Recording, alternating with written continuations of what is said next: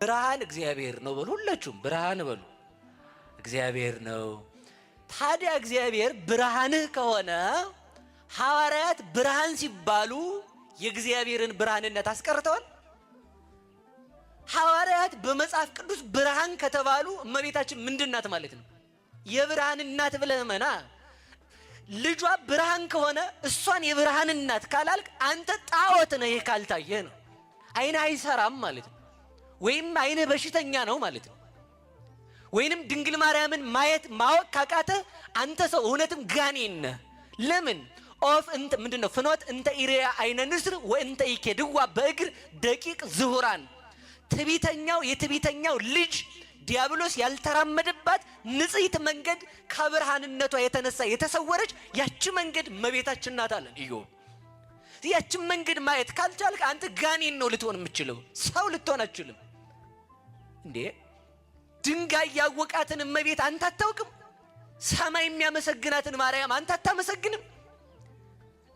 ለእግዚአብሔር ብርሃን የወጣባት እመቤታችን ብርሃንን ከወለደች ብርሃን ያበራላቸው ሐዋርያት ብርሃን ከተባሉ እሷ ብርሃን የማትባልበት የትኛው ሎጂክ ነው? እኔ ብርሃን ከሆንኩ ማርያም ብርሃን ብትባል ያንስባታል እንጂ ይበዛባታል? እድሜ ብርሃን ከተባለ ለሰው ልጅ እድሜን የሰጠች ማርያም፣ ለሰው ልጅ የመንግስተ ሰማያትን ዘመን ያወጣች ማርያም፣ ለሰው ልጅ እድሜው እንዲቆጠር አንድ ብሎ ዓመተ ምህረት ብላ ዘመናችንን ፍዳውን ኩነኔውን ዓመት በምህረት ያስቀየረች ማርያም ታዲያ እሷንማ የምህረት እናት በል እንጂ። ስለዚህ ልብ ብላችሁ ስሙ። እድሜ ብርሃን ነው። ልብ ብለን እንስማ። ልመልሳችሁ። እግዚአብሔር ምንድነው በሉ ንገሩኝ። ሐዋርያት ምንድናቸው? እድሜ ምንድነው? ሕግ ምንድነው? እኛ ምንድነን? በሉ ብርሃን በሉ እንጂ ሁሉ ደብርሃን እኮ ነን እኛ ራሱ ማለት ያዙ። እንግዲህ እኛ ብርሃን ፀሐይ ምንድናት? በሉ እንጂ አምፖል ምንድነው? ባትሪ ምንድነው? በጣም እኮ ነው የሚያስቀው። ታዲያ እሳት እስኪ ቆይ ብርሃኔ እግዚአብሔር ነው በሉ። ሁላችሁ ብርሃኔ እግዚአብሔር ነው በሉ። አንድ ጴንጤው ብርሃኔ ማን ነው ብትሉ ክርስቶስ ነው ብርሃኔ ይላል። እንግዳማ ፀሐይ ናት። እስኪ ክርስቶስ ብርሃን ከሆነ ማታ መብራት አታብራ። አንዱ ጉድጓድ ነው ገብተህ ስትወላግድ የምትወድቀው።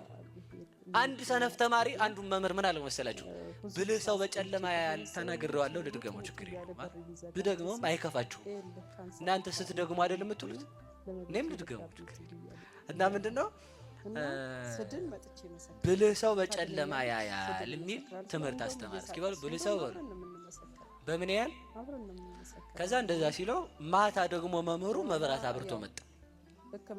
ከዛ መምህሩ መብራት አብርቶ ሲመጣ ያ ተማሪ የኔ ጣል አቤት ብልህ ሰው በጨለማ ያያል ብለው አይደል? አዎ ያያል። እርሶ የብልህ መምህር አይደሉ? አዎ ነኝ። ለምን መብራት ያዙ? እንዳንተ ያለ ደንባራ እንዳይገጨኝ ነው እያየ እንዲሄድ እንጂ እኔማ ያለው አሉት ማለት ነው። እንዲህ ያሉ ደንባራዎች አሉ ማለት ነው። ስለዚህ ልብ በሉ ስሙ። ብርሃን እግዚአብሔር ከሆነ እግዚአብሔርን በጠራበት የምትጠልቀውን ፀሐይ ብርሃን ብለህ ከጠራ የእግዚአብሔርን እናቱን ብርሃን ካላልክ አንተ ሰው አታይም ማለት ነው። ስለዚህ ልብ በሉ እግዚአብሔር ብርሃን ነው። ሐዋርያት ብርሃን ናቸው። ልብ ብለን እንስማ። እግዚአብሔር ብርሃኔ ነው ብለህ ፀሐይ አታስፈልገኝም ብርሃን አይደለችም እንደማትል እግዚአብሔር መድኃኒቴ ነው ብለህ ማርያም መድኃኒቴ ናት አይደለችም ማለት አትችልም። እግዚአብሔር መድኃኒትህ ከሆነ ላንተ ሐኪም ፓራሲታሞስ ያዝልህ መድኃኒት ከወሰድክ ላንተ እግዚአብሔር መድኃኒትህ ከሆነ መድኃኒት መውሰድ አትችልም። ለምን? መድኃኒት እግዚአብሔር ነው።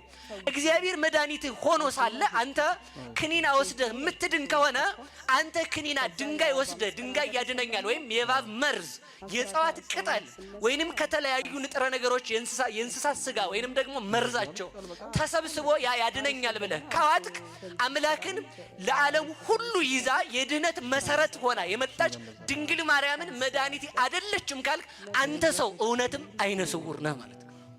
ስለዚህ እንዲህ አይነቱ አይነ ስውር ይባላል።